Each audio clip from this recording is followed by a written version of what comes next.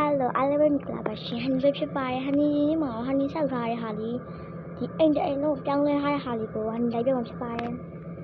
ကဲအဲ့တော့ဟန်နီကြည့်လိုက်ကြရပါရှင်ဒါကြီးကတော့အရင်ဆုံးဟန်နီကြီးပေါ့နော်ဟန်နီအခန်းလေးလုပ်ထားပါတယ်အခန်းကတော့အပေါ်ချက်မှာပေါ့နော်လုပ်ထားတာပါ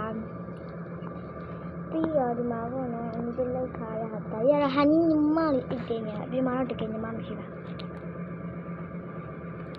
ဒါကတော့ဟန်နီစာရေးရက်ခုံလေးဒါမှန်ကြီးရက်ခုံလေးဒါဗီဒီယိုလေးဒါကကြတော့ပတ်ဆိုင်ထားနေတာဒါကြတော့အလှပြင်းနဲ့ခုံပေါ့နော်ဒီမှာကျတော့စောင်းရှိတယ်ပြီးတော့ဒီမှာစောင်းလာပြီ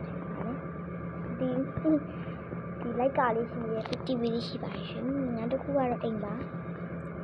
အိမ်ကတော့အောက်ထပ်ကပေါ့နော်ဒါကတော့ညီမလေးဆက်မရှိပါညီမလေးကတော့ခင်းရလေးတာခင်းရကြလို့ပေါ့နော်ညီမလေးကြိတ်တာပေါ့ဒါစပင်းလေးရောက်ရှိပါတယ်သူစပင်းလေးပြီးတော့ဒီမှာနောက်ပြီးမှအဲ့လိုလောက်ထားပါတယ်အနည်းကပြပြီးဒီနားမှာဒီလိုအရင်ရှိတာမှဆိုလို့ပေါ့နော်ကျမတို့တမထား3မိနစ်ဆိုရင်တော့ဗီဒီယိုတော်ရှင်းနေပို့ပါဒီမှာဆိုလို့ရှိရင်ဝင်တာရှိပါသေးတယ်နောက်တစ်ခုကကြတော့ပေါ့နော်ဆိုင်လေးပဲဖြစ်ပါတယ်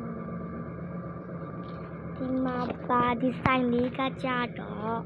သူကအလိုက်ကားကြီးခေါင်းအုံးနေ